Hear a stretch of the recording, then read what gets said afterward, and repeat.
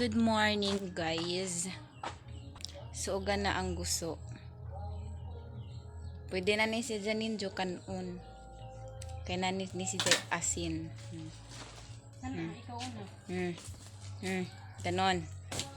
Muna si guys, nantay sa kasako. Kadto.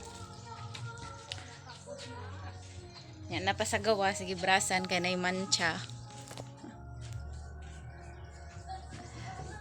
Tapos sa planggana. Harvest na ni siya guys tungod kay naana po nag-indyahang sakit nga maputi unya mabugto, so sayang kung di tangtangon. So mo ni gipang tangtang na lang sa dagat, nagbili na lag pila ka suktay para na ay similya og na napoy mahikot na napoy matanom. So mo ni nagagmay pa si guys.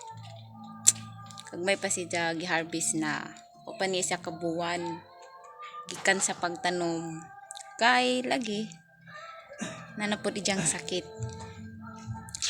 So mo na ni og na ni siya guys, isod na ni og sako kay ipatimbang na kay wa na mi bugas, wa na mi kanon, wa na mi pangpalit og kape ha.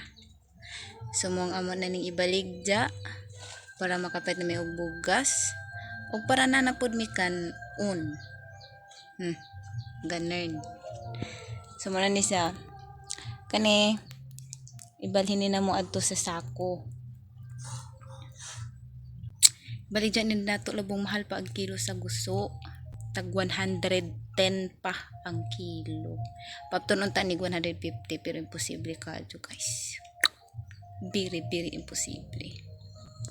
Di man jud unta ni si Jabrasan guys. Ang kuan ra jud kung gikan sa pagbuwad, kung injo nang hubaron ni kay uga na diretso na unta ni siya sa sako, di na ikuan brushan nya kay na may mga lumot-lumot, so bawal man og makitaan, so mabalik, sayang ang effort. So magwatsa ta nga ato isod ning guso sa sako guys, then onya ipatimbang na ni guys, so na naputay kwarta ani. Go.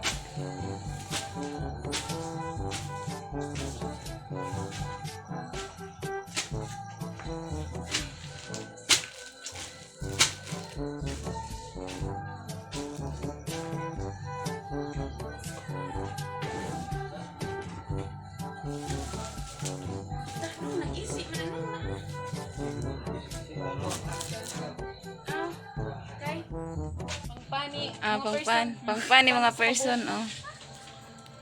Pasumangil lang is tabang-tabang kay pangpan isa ka buok. Isa ra pod ka buok. Sara kay tag size na ra bang Tag size. Basi kunan kag morsa.